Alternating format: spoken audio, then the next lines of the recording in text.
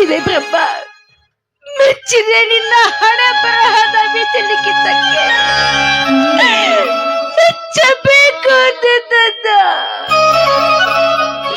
ಮದುವೆಯಾದ ಗಂಡನ ಹೃದಯದಲ್ಲಿ ನನ್ನ ಪ್ರೀತಿಯನ್ನ ಮಂತ್ರವಾಗಿ ಶೇಖರಣೆ ಮಾಡಬೇಕು ಅಂತ ಆಸೆ ಪಟ್ಟೆ. ಆದ್ರೆ ಮೊದಲನೇ ಗಂಡ ಬಂಗಾರದ ಮದುವೆ, ಅದರ ಬೆಲೆ ತುಂಬಾ ಹೆಚ್ಚಿದ್ದು. ಅದರಿಂದ ನನಗೇನು ಪ್ರಯೋಜನವಿಲ್ಲ. ಇದು ಎರಡನೇ ಗಂಡನ ಹೃದಯ ತೂತು ಬಿದ್ದ ಮಡಿಕೆ. ಅದರಲ್ಲಿ ನನ್ನ ಪ್ರೀತಿ ನಿಂತ್ಕೊಳ್ಳೋದಕ್ಕೆ ಸಾಧ್ಯವೇ ಇಲ್ಲ. ಒಬ್ಬರಲ್ಲದೆ ಇಬ್ಬರು ಗಂಡನರನ್ನ ಕೊಟ್ಟೆ. ಆದ್ರೆ ಅವರ ಹೃದಯವನ್ನು ಮುಟ್ಟಲಾರದಷ್ಟು ನನ್ನನ್ನು ದೂರವಿಟ್ಟೆ.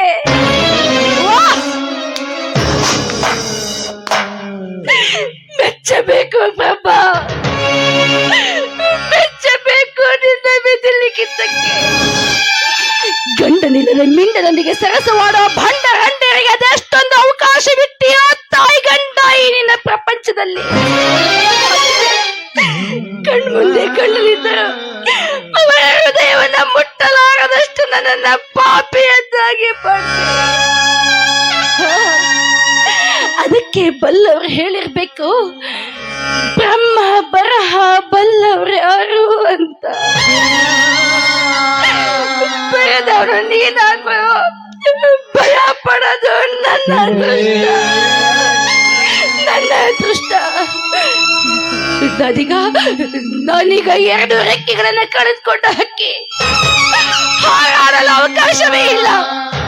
ಈ ಮನೆಯೇ ನನಗೆ ಪ್ರಪಂಚ, ಇದುವೇ ನನಗೆ ಬಂಧನ.